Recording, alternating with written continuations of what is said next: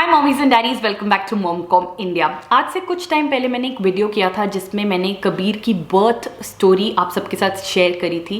मेरा पूरा labour process, delivery process, वो सारी डिटेल्स मैंने आपके साथ शेयर करी थी। And I am so glad कि आप लोगों को वीडियो इतना अच्छा लगा। उस वीडियो ने मुझे ही नहीं, आप लोगों को भी बहुत इमोशनल कर दिया, आपको पूरा अपना एक्सपीरियंस रीलिव कर दिया, which is such a nice thing. I am so glad कि अपने एक्सपीरियंस को शेयर करके मैं आपको अपना एक्सपीरियंस रीलिव करने में हेल्प कर पाई। तो आई एम वेरी वेरी ग्लैड। मुझे आपके कमेंट्स पढ़ के बहुत अच्छा लगा एंड एक अलग लेवल का कनेक्ट फील हुआ कि हम लोग इतना स्ट्रांगली कनेक्टेड हैं as a family. So thank you so much for your overwhelming response on that. इस वीडियो में मैं क्या करने वाली हूँ, इस वीडियो में मैं कबीर की बर्थ के बाद का जो एक हफ्ता है, which is basically a post delivery period, पहला 1 वीक, वो आपके साथ शेयर करने वाली हूँ। जो मेरा एक्सपीरियंस था और जो कबीर का भी उस टाइम पे कुछ एक प्रॉब्लम आ गई थी जिसको हमने सॉल्व किया, तो वो मैं आपके साथ शेयर करने वाली हूँ। तो इस वीडियो से आप लोगों को काफ़ी हेल्प मिलेगी कि जो एक नॉर्मल डिलीवरी होती है उसके बाद का जो बेसिकली पहला एक हफ्ता होता है वो कैसा होता है मदर के स्टैंड पॉइंट से एंड बेबी के स्टैंड पॉइंट से। तो मैं टिप्स देने की कोशिश करूँगी जो आप लोगों को डेफिनेटली हेल्प करेगा। अगर आपको ये वीडियो पसंद आएगा तो डेफिनेटली लाइक बटन ज़रूर हिट करना। मैंने आप लोगों से पूछा था और आप लोगों ने डिमांड किया कि मैं ये ज़रूर शेयर करूँ, तो here is this video on your demand. तो आइए वीडियो स्टार्ट करते हैं। तो गाइस, बहुत ज़रूरी है कि पूरा एक लिंक क्रिएट करने के लिए कि पोस्ट डिलीवरी पीरियड में क्या हुआ। आप मेरा पहले वाला वीडियो भी देखो कि डिलीवरी मेरा कैसे हुआ। नॉर्मल डिलीवरी थी मेरी और वेंसडे का दिन था, कबीर दोपहर का उसका बर्थ था। तो जैसे ही बेबी का बर्थ हो जाता है वहाँ तक की सारी डिटेल्स मैंने शेयर करी हैं। अब इमीडिएटली उसके बाद क्या होता है, 2 पैरेलल एक्टिविटीज़ स्टार्ट हो जाती हैं। एक एक्टिविटी स्टार्ट होती है बेबी के साथ और एक होती है मदर के साथ। तो मदर के साथ क्या होता है, क्योंकि नॉर्मल डिलीवरी में आपकी काफ़ी सारी वजाइनल ब्लीडिंग होती है, तो सबसे पहले मदर को क्लीन किया जाता है। क्लीन करने के बाद स्टिचेस लगाए जाते हैं। तो मुझे टोटल 5 स्टिचेस आए थे। स्टिचेस का प्रोसेस बिल्कुल भी पेनफुल नहीं था, मुझे पता भी नहीं चला। बहुत फटाफट, बहुत आराम से आपकी जो गायनोकोलॉजिस्ट हैं जो डिलीवरी कर रही हैं वही स्टिचेस लगा देती हैं। तो स्टिचेस लगा के क्लीन करके आई थिंक टोटल 40 मिनट्स मैं वहाँ पे लेबर रूम में और रही होंगी। एंड उसके बाद मुझे मेरे नॉर्मल रूम में शिफ्ट कर दिया गया। मीनवाइल इमीडिएटली कबीर को जो पीडियाट्रिशियन होते हैं वो ले जाते हैं, वो भी लेबर रूम में अवेलेबल होते हैं। जैसे ही बेबी आता है तो बेबी को मतलब फ्रॉम अ गायनोकोलॉजिस्ट बेबी को ट्रांसफ़र कर दिया जाता है टू अ पीडियाट्रिशियन जो चाइल्ड एक्सपर्ट या चाइल्ड स्पेशलिस्ट होते हैं। तो क्या होता है, बेबी के साथ भी काफ़ी सारी एक्टिविटीज़ स्टार्ट हो जाती हैं। इमीडिएटली बेबी को एक लाइट के अंदर रखा जाता है, बेबी को प्रॉपरली क्लीन किया जाता है। बेबी के काफ़ी टेस्ट्स परफॉर्म होते हैं, specially with respect to jaundice हो गया, हियरिंग टेस्ट हो गया, ब्लड टेस्ट, काफ़ी सारे टेस्ट होते हैं इनिशियली एक बच्चे के अंदर देखने के लिए कि सब कुछ ठीक है from a health stand point. नहीं तो इमीडिएटली अगर बच्चे को किसी अटेंशन की ज़रूरत है तो वो उसको इमीडिएटली दी जाती है। तो बेबी को उस टाइम पे मदर से दूर कर दिया जाता है, which is a very very sad thing. क्योंकि जैसे आपका बेबी आता है आप बस चाहते हो कि अब बस मुझे मिल जाए। एंड यू नो, इतनी जल्दी जल्दी सब कुछ होता है ना कि आपको पता भी नहीं चलता है कि आपने बस बेबी का एक ग्लिम्स देखा है। आप मतलब बेबी को एक बार टच किया, एक बार आपने अपने चेस्ट पे उसको बेबी को रखा, स्किन टू स्किन कांटेक्ट दिया बेबी को, जिससे बेबी काफ़ी कंफर्टेबल फील करता है। उसे लगता है कि एकदम से ये जो चेंज हुआ वो मदर की एक सेफ सिक्योर वूम से बाहर आया। बट स्टिल जैसे ही उसको उसकी मदर की स्मेल वापस मिलती है, उसका स्किन का कांटेक्ट मिलता है, तो बेबी काफ़ी सेफ फील करता है। एंड उसके बाद बेबी को ले जाया जाता है। तो बहुत, जैसे बोलते हैं ना, एक फ्यू सेकेंड्स या फ्यू मिनट्स की बात होती है कि ऐसा होता है। उसके बाद बेबी चला जाता है और फिर डिपेंडिंग ऑन कि बेबी की यू नो हेल्थ कैसे है या उसके टेस्ट या उसकी रिकवरी, उसके बेस पे बेबी को वापस रूम में आपके पास ले आया जाता है, which takes about 2 to 3 hours depending on a normal case. और कहीं पे अगर कुछ कॉम्प्लेक्सिटी आ जाती है तो it can take long also. तो from the labour room baby को फिर NICU में ले जाया जाता है। वहाँ पे थोड़ी देर के लिए रखा जाता है, जहाँ पे आप जो कपड़े देते हो बेबी के लिए उसको वो प्रॉपरली पोंछ के पहना दिए जाते हैं। और थोड़ी देर उसकी सारी हार्ट बीट वगैरह सब मॉनिटर होता है देखने के लिए कि एवरीथिंग इज़ नॉर्मल, क्योंकि एकदम से उसका जो वर्ल्ड है वो चेंज हो गया। तो हमारे साथ कुछ ऐसा ही हुआ। मैं 40 मिनट्स के बाद बाहर गई तो बाहर सब लोग वेट कर रहे थे, सब लोग इतने खुश थे, सबकी आंसू बह रहे थे। एंड यू नो जस्ट एक पूरा हैप्पीनेस का माहौल था।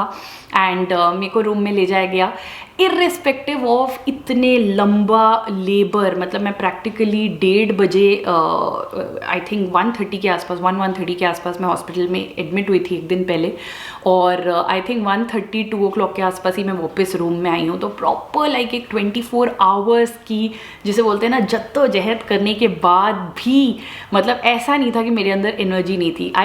इतनी हैप्पीनेस होती है आपके अंदर कि आपको वो सारी जो पेन हुई है ना, आपको वो सारी छूमंतर हो जाती है। ये टिप भी मुझे किसी ने दिया था कि पेन से मत डरो, जब आपको आपका बेबी मिलेगा ना, that whole thing will just go away, it is worth the pain that you will go through.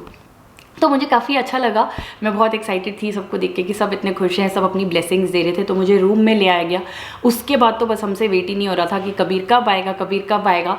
तो बहुत फ़नी चीज़ था कि डॉक्टर्स आए, डॉक्टर्स ने आके बोला, कॉन्ग्रेचुलेट उन्होंने भी किया। उसके बाद ये दूसरे डॉक्टर्स थे जो मतलब पेपर वर्क कर रहे होते हैं, तो उन्होंने बोला कि भाई बेबी का जब नाम हो जाएगा तो आप बता दीजिएगा। तो हमने इमीडिएटली सब ने बोला इकट्ठे कबीर।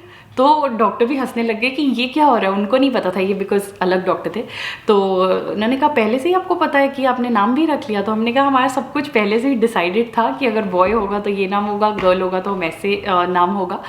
तो एवरीथिंग वॉज जस्ट डिसाइडेड। तो अब कबीर आ गया है तो इट इज़ कबीर, मतलब कुछ सोचने की दोबारा बात ही नहीं है। तो ये हुआ एंड सब लोग मिलने आने लग गए, सब लोग एक्साइटेड थे। तो वो सब चल रहा था एंड अबाउट 2 घंटे के बाद कबीर को रूम में लाया गया एंड दैट होल जो वो मोमेंट था जब उसको लेके आया गया, it was just so beautiful, so priceless. उसने छोटी सी कैप पहनी हुई थी और कपड़े पहने हुए थे। तो सबसे पहले तो आपको देख के बड़ी हैप्पीनेस होती है कि जो आपने उसके लिए कपड़े लेके रखे थे वो एकदम परफेक्ट उसको आ गए हैं। नहीं तो कई बार क्या होता है, ये भी प्रॉब्लम होती है कि बेबी की हेल्थ या वेट की वजह से या तो कपड़ा छोटा पड़ जाता है या कपड़ा जो है वो बड़ा भी पड़ जाता है। तो आपको हमेशा अपने हॉस्पिटल बैग में थोड़ा सा वैरायटी रखना पड़ता है ताकि ऐसी सिचुएशन को आप हैंडल कर सको। तो कबीर को लाया गया, फिर सब लोग बहुत खुश हो गए, सब कबीर को मिलने आना चाहते थे, देखना चाहते थे। तो एक टिप ये है कि एक चीज़ का जो आपको ध्यान रखना है वो दैट इज़ दैट जो मदर होती है और जो बेबी होता है, बेबी तो बिकॉज बहुत सेंसिटिव है राइट नाउ, वो प्रोन टू इन्फेक्शन है, बट मदर भी इस टाइम पे बहुत सेंसिटिव होती है क्योंकि मदर की बॉडी बहुत ज़्यादा वीक हो जाती है। तो she is prone to immediate infection. तो वैसे तो जो अच्छे हॉस्पिटल होते हैं वहाँ पे सैनिटाइजर्स की बॉटल रखी जाती हैं और वॉशरूम भी होता है आपके रूम में कि आके हाथ धो के विजिटर्स जो हैं वो आएँ। बट आपको ये ध्यान रखना कि जस्ट इन केस नहीं है ऐसा, तो मेक श्योर कि आपको भी अगर कोई आके मिले या बेबी को तो डेफिनेटली मिले तो वो डेफिनेटली सैनिटाइजर्स का यूज़ करे या फिर अपने हाथ प्रॉपरली डिटॉल से धो के फिर आपके पास या बेबी के पास आए। This is just a precaution क्योंकि आप और आपका बेबी दोनों इस टाइम पे प्रोन हो टू मेजर इन्फेक्शंस। तो ये हुआ, फिर कबीर को लाया गया, फिर डॉक्टर ने मुझे आके बताया कि भाई जो आपका फीडिंग है आपको स्टार्ट करना है। तो मैंने देखा और कि मुझे जो मिल्क था वो बनना स्टार्ट हो गया था एंड जो इनिशियल मिल्क होता है जिसको कोलोस्ट्रोम बोला जाता है, येलोइश कलर का बड़ा थिक मिल्क होता है वो, तो आपको एकदम से देख के लगेगा कि ये क्या है, बिकॉज मुझे भी पहले नहीं पता था। तो फिर डॉक्टर ने मुझे समझाया कि ये जो मिल्क होता है ये सबसे इंपॉर्टेंट होता है बेबी के लिए from babies immunity stand point, क्योंकि एकदम से जो बेबी का कॉन्टैक्ट टूटा है मदर की वूम से, तो बेबी को इस टाइम पे एक instant boost of immunity, instant boost of antibodies की ज़रूरत है जो कोलेस्ट्रोम से मिलती है। तो इसलिए ये मिल्क देना बच्चे को बहुत ज़रूरी है।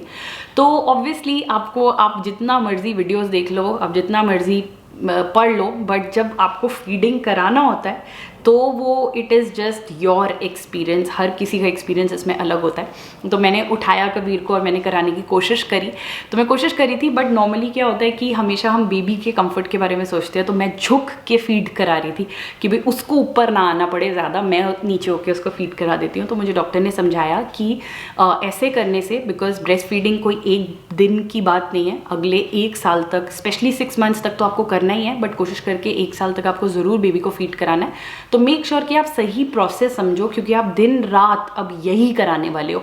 मतलब एवरी 2 to 3 आवर्स एक मदर की रिस्पॉन्सिबिलिटी है, you are the source of nutrition, आप ही बच्चे का खाना हो। तो अगर आप ठीक से नहीं कराओगे या इसकी वजह से आपकी हेल्थ सफ़र करेगी तो आप ये आगे करा नहीं पाओगे, जिसकी वजह से बच्चे की हेल्थ भी सफ़र करेगी।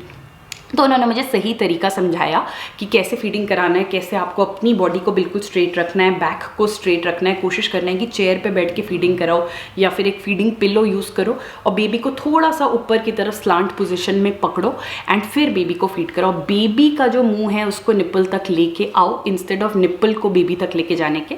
तो वैसे और एंड हर 15 मिनट में दोनों ब्रेस्ट पे फीड कराओ। 15-15 मिनट के बाद आप चेंज कर दो, साइड भी चेंज कर दो। इससे बच्चे का फ्लैट हेड प्रॉब्लम भी जो है वो अवॉइड होता है, क्योंकि एक तरफ बच्चे के सिर पे भी असर नहीं पड़ता और दोनों ब्रेस्ट से हेल्दी मिल्क जो है वो बच्चे को मिलता है। तो वो सब समझाया, बट पहली बार में आपको इतना समझ नहीं आता है तो थोड़ा सा टाइम लगा। मैं बारी बारी वही गलती करे जा रही थी और शाम तक ये हो गया था कि मेरे बिल्कुल बैक, कंधे वगैरह काफ़ी दर्द कर रहे थे। तो टिप मेरा ये है कि हॉस्पिटल छोड़ने से पहले आप मेक श्योर करो कि आप अपने डॉक्टर के सामने, स्पेशली लैक्टेशन कंसल्टेंट होते हैं, उनके सामने बेबी को फीड ज़रूर करवाओ, ताकि आधी जो प्रॉब्लम्स मदर्स की होती है ना बाद की, कि भाई बेबी ठीक से फीड नहीं ले पा रहा है या मैं फीड नहीं करा पा रही या निप्पल्स क्रैक कर गए या निप्पल सोर हो गए, ये सारी प्रॉब्लम्स आपकी सॉल्व हो जाएंगी। क्यों? क्योंकि मैक्सिमम ये प्रॉब्लम्स होती हैं जब हमारी फीडिंग पोजीशन ठीक नहीं होती, या फिर जो मदर्स कहती हैं कि मेरी बैक में कॉन्स्टेंटली दर्द रहती है, या फिर लोअर बैक में काफ़ी दर्द रहती है, वो सारा डायरेक्टली रिलेटेड है फीडिंग पोजीशन से, बिकॉज हम इतना ज़्यादा डे नाइट फीड करा रहे होते हैं कि उसकी वजह से ये प्रॉब्लम्स आती हैं। प्लस जो डॉक्टर थी उन्होंने मुझे कुछ एक्सरसाइजेस भी बताई कि ये एक्सरसाइजेस आप हर फीड के बाद करो, जिससे कि आपके जो मसल्स वगैरह स्ट्रेन हो जाते हैं एक पोजीशन में बैठे रहने की वजह से, वो रिलैक्स हो जाएंगे। तो वो सारा प्रोसेस हुआ और आप मान लीजिए कि मुझे उस दिन की बात है, वेंसडे था, ट्यूसडे से मैं बिल्कुल सोई नहीं थी, मुश्किल से आधा पौना घंटा जो सुबह सोई थी वो था। मैंने मतलब मुझे नींद ही नहीं आ रही थी। All that I was doing is I was just looking at Kabir, I was looking at मतलब इज इट हिम, ये था मेरे स्टमक के अंदर। एंड मतलब what is it that I have created, there was a life inside me. और वो होता क्या है कि आपको हमेशा ये फीलिंग रहती है, स्पेशली जब बेबी किक करता है, तब आपको प्रेगनेंसी के टाइम पे होता है, बट जब आप बेबी को अपने हाथ में लेते हो, जब आप उसका रोना सुनते हो, जब आप उसका फेस देखते हो, उसकी आंखें देखते हो, उसके छोटे छोटे सॉफ्ट सॉफ्ट से हाथों को टच करते हो, my god it's a magical feeling. आप अपनी नींद वींद सब भूल जाओगे, तो आपको बिल्कुल नींद नहीं आएगी, आपको थकान फील नहीं हो गया, वो कुछ भी नहीं होगा। तो ये स्टार्ट हुआ एंड ये जो मेन प्रोसेस था हम ये कर रहे थे। बाकी जब कबीर पॉटी करता था तब नर्स आके उसको ले जाती थी। इसमें कोई वो नहीं था, देवर ओके कि अगर हम भी चेंज कर लें, बट उनको ये था कि ठीक है मदर को और फैमिली को भी जितना रेस्ट मिल सके, एटलीस्ट एक दिन और आप हॉस्पिटल में हो तो उतना अच्छा है। अब क्या हुआ कि मेरी गायनेकोलॉजिस्ट के पर्सपेक्टिव से उन्होंने कुछ चीज़ें देखनी थी और उसके बाद मुझे छुट्टी देनी थी। तो सबसे पहली चीज़ उन्होंने देखनी थी कि जो मेरे स्टिचेस हैं वो हील होना स्टार्ट कर रहे हैं। मतलब ऐसा तो नहीं है कि जो मैं थोड़ा बहुत मूव कर रही हूँ उसकी वजह से स्टिच खुल रहा है, तो ऐसा नहीं था, बिल्कुल नॉर्मल था। सेकंड, उन्होंने मुझे बिल्कुल अलाउ कर दिया था कि आप थोड़ा बहुत चलो। काफ़ी बार बोला जाता है कि डिलीवरी के बाद एकदम मदर को बिल्कुल उठने नहीं दो, तो मेरे केस में ऐसा बिल्कुल नहीं था। मुझे इनफैक्ट बोला गया था कि आपको थोड़ी थोड़ी देर बाद उठ के चलना है, बिकॉज जितना आप मूव करते हो, स्लो मूवमेंट, बिल्कुल लाइट मूवमेंट, उतना ही आपकी बॉडी वापस रिकवरी में फास्ट आती है। तो ऐसा नहीं है कि आपको बेड पे लेट जाना है कि भाई आपने तो डिलीवरी कर लिया और बस अब आपको रेस्ट करना है। नो, आपको हर 2 से 3 घंटे के बाद उठ के थोड़ा सा वॉक करना है। तीसरा, उन्होंने मुझे नहाना अलाउ कर दिया था। तो उन्होंने मुझे बोला था कि बिल्कुल आपने इतना ज़्यादा आपका ब्लीडिंग हुआ है, ऑल्दो हमने क्लीनिंग करा है, बट क्या होता है अपार्ट फ्रॉम ब्लीडिंग, इतना जब आप नॉर्मल डिलीवरी में मतलब प्रेशर वगैरह ले रहे होते हो तो बॉडी से भी काफ़ी स्वेट वगैरह निकलता है ना। बेबी आ गया है एंड बेबी को आपने फीड कराना है, तो it's all the more important कि मदर जो है वो क्लिनलीनेस मेंटेन करे और बहुत ज़बरदस्त हाइजीन मेंटेन करे, बिकॉज इन्हीं सब चीज़ों से भी बेबी को इन्फेक्शन हो सकता है। अगर आप में से स्मेल आएगी तो बेबी जो मदर की रियल स्मेल है उसको ही फील नहीं कर पाता है, जिसकी वजह से वो जो बेबी का, देखो इनिशियल दिनों में बेबी को दिखाई नहीं दे रहा है, उसका जो मेन कनेक्शन होता है ना, मेन वो स्मेल का कनेक्शन होता है। आप कभी भी देखोगे कि बेबी, कई बार ऐसा होता है कि मदर के पास जाते ही बेबी का जो मुंह है ना वो डायरेक्टली ब्रेस्ट की तरफ जाने लगता है, क्योंकि उसे लगता है कि मतलब मेरी मॉम आ गई है, मतलब अब मुझे फूड मिलेगा एंड मतलब this is my comfort zone.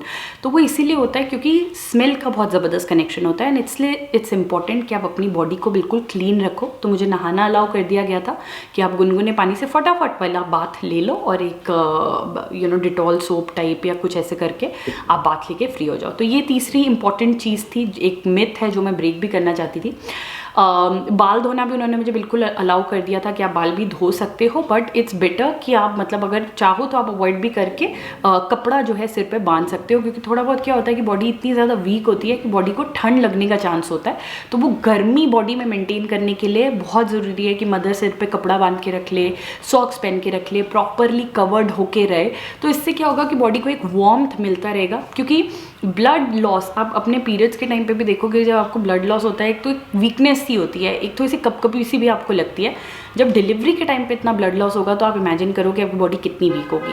तो ये सब उन्होंने मुझे अलाउ किया था, बट मम्मा ने मुझे बोला कि नहीं आप हेड पे कपड़ा ज़रूर बांध के रखो और सॉक्स वगैरह पहन के रखो, तो मैंने वो प्रेफर किया। बाकी मैंने एक बार जाके बाथ ले लिया था तो वो भी कंफर्टेबली हो गया।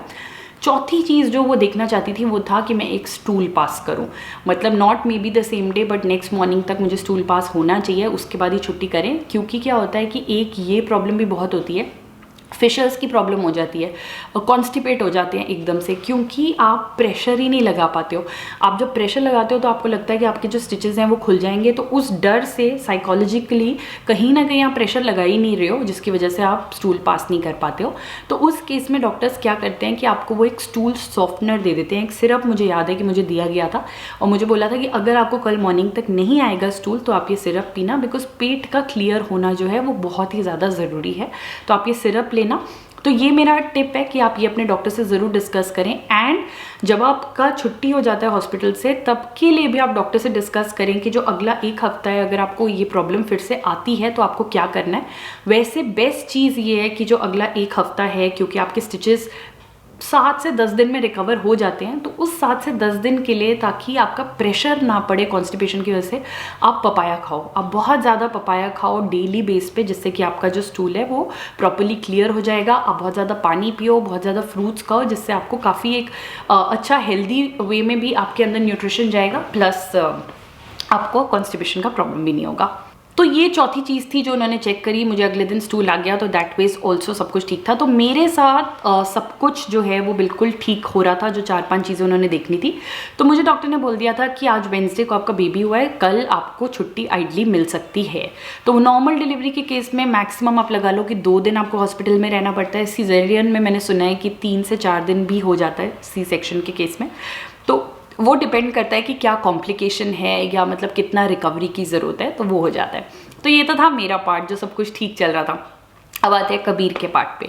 तो कबीर के साथ भी सब कुछ ठीक चल रहा था। वो फीड ले रहा था हर 2 घंटे, वो पूप भी कर रहा था ठीक से, पॉटी आ रही थी, उसका पी जो होता है वो भी काउंट हम चेक कर रहे थे। तो बच्चों को शुरू में क्या होता है कि बहुत ज़्यादा पी आती है, हर थोड़ी देर बाद वो पी करते हैं, बिकॉज जो आपका ब्रेस्ट मिल्क है वो कुछ भी नहीं है, 70 से 80% वो पानी ही है। तो बच्चा जितना ज़्यादा न्यूट्रिशन लेता जाता है उतना ही पास भी करता रहता है, which is a very good thing. However हमें रात तक पता चला कि कबीर का जो एक पीडियाट्रिशियन है वो आए हमारे पास डिस्कस करने, और उन्होंने हमें बताया कि there was a complication and एक हमें बड़ा डिसीजन लेना था। Now we got very nervous and confused कि यू नो व्हाट कॉम्प्लिकेशन। सुबह से तो ऐसा कुछ नहीं हुआ है। तो फिर उन्होंने हमें बताया कि क्योंकि मैं अप्रॉक्सीमेटली 1:30 पे ट्यूसडे को हॉस्पिटल में एडमिट हुई थी और मेरा वाटर बैग फट गया था और मेरी डिलीवरी जो है वो अगले दिन 12:30-1 बजे के आसपास हुई। तो practically baby approximately 23 to 24 hours जो है बिना एमनियोटिक फ्लूइड के, बिना पानी के जो है वो रहा है, विच मीन्स जो हमारी बॉडी में, ह्यूमन बॉडी में जो बैक्टीरिया वगैरह होते हैं उसका इन्फेक्शन बेबी में पास हो जाने के चांसेस हैं। अब ऑब्वियसली आप ऐसा कुछ सुनोगे तो आप एकदम से काफ़ी ज़्यादा डर जाओगे कि मतलब व्हाट इन्फेक्शन ना, और मतलब हाउ कैन दिस हैपन। तो एकदम से हम काफ़ी ज़्यादा डर गए कि क्या करना है क्या नहीं करना। तो हमें डॉक्टर ने बोला कि इसके लिए हमने एक ब्लड टेस्ट ऑलरेडी ले लिया है, बट ब्लड टेस्ट में जो पूरा बैक्टीरिया की डेवलपमेंट होती है उसको ऑब्जर्व करने के लिए 48 to 72 आवर्स लगते हैं। तो 72 आवर्स का वेट टाइम है, जिसके बाद पता चलेगा कि क्या बेबी के अंदर वो इन्फेक्शन कोई आया है या नहीं आया है। बट 72 आवर्स के लिए आपको उस रिपोर्ट का वेट करना पड़ेगा। तो हमने सोचा कि okay what's the next step, what if अगर इन्फेक्शन आया है। तो डॉक्टर ने हमें बोला कि यही आपको अब डिसीजन लेना है, हम ये रिस्क नहीं ले सकते कि 3 दिन तक, जो स्पेशली फर्स्ट 3 इम्पॉर्टेंट दिन हैं, बच्चे अभी वर्ल्ड में आया है उसकी लाइफ के, हम रिस्क नहीं ले सकते कि 3 दिन के बाद पता चलेगी बच्चे को वो इन्फेक्शन है और उसके बाद हम उसकी एंटीबायोटिक स्टार्ट करें, बिकॉज तब तक वो बैक्टीरिया क्या बन जाएगा या वो इन्फेक्शन क्या डायरेक्शन ले लेगा, हमें कोई आइडिया नहीं है। तो इसका तरीका हम यही करते हैं कि इमीडिएटली हम बच्चे को वो एंटीबायोटिक्स दें, जो इस केस में हमें देना होता है। 7 डेज़ का एंटीबायोटिक्स का कोर्स होता है जो हर 12 घंटे बाद आपको देना है। तो बेसिकली एक इंजेक्शन सुबह लगेगा और एक इंजेक्शन शाम को लगेगा। अब इतना छोटा सा बच्चा ऑलरेडी इतनी मेहनत करके आया है एंड आपको लग रहा है कि मतलब what injection and what infection. आप एक तरफ सोच रहे हो एंटीबायोटिक्स का और एक तरफ सोच रहे हो कि what if it turns out to be an infection. आपका हार्ट कह रहा है कि ऐसा नहीं होगा। मुझे याद है आज भी कि सौरभ ने क्लियरली डॉक्टर को ही बोल दिया था कि आई एम वेरी श्योर कि ऐसा नहीं हो सकता, मतलब उसको कुछ नहीं होगा, he is absolutely fine. But मेरी हालत ख़राब, मतलब मैं तो रो रो के पागल हो गई कि क्या हो गया मेरे बेबी को एंड मेरी बॉडी के थ्रू उसमें इन्फेक्शन चला गया। वो सारी गिल्ट फीलिंग आपके अंदर आ जाती है। तो डॉक्टर ने बोला कि देखो हमारी तरफ से this is what we have to do, हमें अगर स्टार्ट करना है तो हमें आज ही करना पड़ेगा एंड आपको हॉस्पिटल में रहने की ज़रूरत नहीं है। आपकी कल छुट्टी हो रही है, आप घर जा सकते हैं, बट आपको बेबी को लेके हर 12 घंटे बाद हॉस्पिटल आना है। NICU में उसे वो इंजेक्शन लगेगा। तो मतलब आए तो ट्रस्ट मी गाइज, मतलब ये तो हाथ पैर बिल्कुल फूल गए थे, मेरा रो रो के बुरा हाल हो गया था। जो सारी हैप्पीनेस थी वो एक साइड थी और मैं बस कबीर का फेस देख रही थी और सिर्फ रोए जा रही थी। But Saurabh was quite strong and Saurabh said कि देखो मुझे 100% पता है कि उसको कुछ नहीं होगा, but since doctors are saying कि रिस्क नहीं ले सकते हैं और एंटीबायोटिक देना ही पड़ेगा, तो we should start with the antibiotic. क्योंकि 1% भी अगर 3 दिन के बाद ऐसा कुछ होता है तो हमें बिल्कुल गिल्ट नहीं होना चाहिए, या मतलब ऐसा नहीं होना चाहिए कि एज गार्डियंस हमने कबीर के लिए राइट डिसीजन नहीं लिया। तो इमीडिएटली हमने वो एंटीबायोटिक स्टार्ट किए। अगले दिन मेरी छुट्टी भी हो गई। तो यहाँ पे मैं हैट्स ऑफ कहना चाहूँगी अपनी मॉम को और सौरभ को, जो इतने छोटे से बेबी को लेके, मुझे याद है ठंड का टाइम था, उस टाइम पे ठंड भी थी, उसको रैप करके एक इंजेक्शन उसको लगता था सुबह 6 बजे और एक इंजेक्शन लगता था शाम को 6 बजे। तो शाम को 6 बजे वाला तो फिर भी ठीक था, बट सुबह 6 बजे जब अंधेरा है, ठंड है, उस बच्चे को पूरा रैप करके लेके जाते थे, फिर उसको इंजेक्शन लगता था और फिर उसको वापस लेके आते थे। मतलब I don't think that there could have been a terrible time than that. So वो काफ़ी हमारे लिए एक बड़ा डिसीजन था। ऐसे डिसीजंस आपको लाइफ में कभी लेने पड़ते हैं, बट ठीक है, आप डिले नहीं कर सकते बच्चों के साथ कोई भी डिसीजन को। ये मैं हमेशा सबको बोलती हूँ कि नॉट ओनली जब बेबी पैदा हुआ है, आगे जाके भी कई बार हम लाइफ में डिसीजंस डिले कर देते हैं कि नहीं अभी तो बुखार है 2-4 दिन देख लेते हैं, नहीं अभी तो ये हो रहा है 2-4 दिन देख लेते हैं, चोट लगी है 2-4 दिन देख लेते हैं। उस चक्कर में कहीं ना कहीं वो जो 2-4 दिन है वो सब कुछ डिले कर देते हैं। एंड बेटर ये होता है कि आप डॉक्टर्स की एक्सपर्टीज़ को इस टाइम पे ट्रस्ट करें एंड उसके अकॉर्डिंगली उस पर जाएँ। तो कबीर को पूरा 7 दिन का कोर्स हमें लगवाना ही पड़ा, क्योंकि एंटीबायोटिक अगर एक बार स्टार्ट होती है तो आपको पूरा कोर्स करना चाहिए। बट 3 दिन के बाद जो रिपोर्ट आई वो डेफिनेटली यही आई कि सब कुछ ठीक है, उसके अंदर कोई इन्फेक्शन नहीं है, मेरा फाइटर बच्चा है वो, तो सब कुछ बिल्कुल ठीक रहा। हमारी सबकी प्रेयर्स और ब्लेसिंग्स और उसकी खुद की जो स्ट्रेंथ है उसके अंदर, उससे वो बिल्कुल एकदम विनर निकला। तो there was nothing wrong with him, उसको जॉन्डिस भी नहीं था, उसका हियरिंग टेस्ट भी बिल्कुल ठीक हुआ, एवरीथिंग वाज एब्सोल्युटली परफेक्ट। तो उस दिन जाके हमने सेलिब्रेट किया। हमने 3 दिन तक कोई सेलिब्रेशन नहीं करी, कुछ नहीं करा, बिकॉज हम लोग इतना ज़्यादा गिल्ट में थे कि मे बी हमारी वजह से उसको ऐसा कुछ हो गया, उसने क्या किया इसमें। But everything turned out to be really well.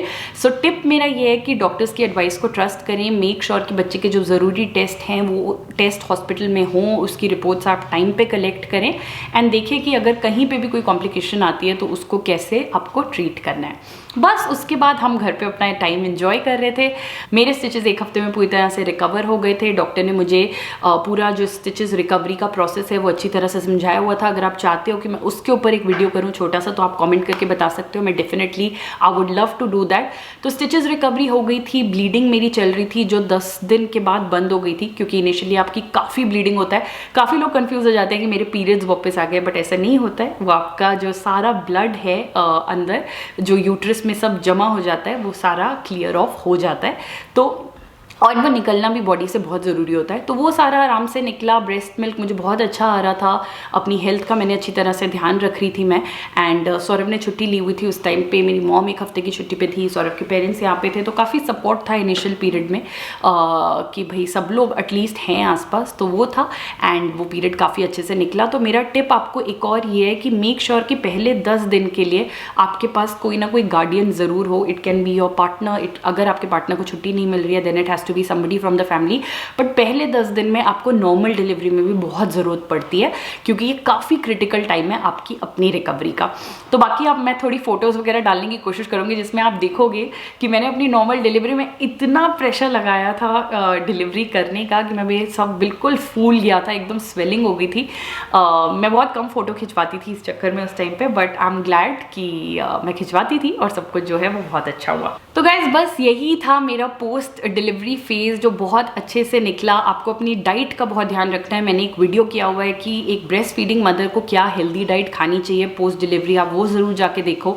उसका आपको बहुत ध्यान रखना है, क्योंकि जैसे ही आपकी डाइट कम होगी या आपकी थकान बढ़ेगी, बॉडी जो है वो थकेगी, तो आपकी बॉडी जो ये मिल्क प्रोडक्शन का प्रोसेस है उस पर ध्यान नहीं दे पाएगी, जिसकी वजह से आपका ब्रेस्ट मिल्क सप्लाई कम हो जाएगा। जो काफ़ी लेडीज़ को प्रॉब्लम आता है कि मतलब मेरे को तो मिल्क आता था और एकदम से कम हो गया। वो इसलिए कम हो गया क्योंकि आप बहुत जल्दी वापस आपको लगा कि आप नॉर्मल हो गए और आपने सब कुछ जो है रूटीन में ले आए। तो आपको ऐसा नहीं करना है। आप अपनी बेबी का सोर्स ऑफ न्यूट्रिशन हो फॉर द फर्स्ट 6 मंथ्स, तो डेफिनेटली उसके आगे भी आप जब तक होना चाहो तो मेक श्योर कि आप सबसे पहले अपना ध्यान रखो। मेक श्योर कि आपके सारे घर वालों का ध्यान आप पे इक्वली हो।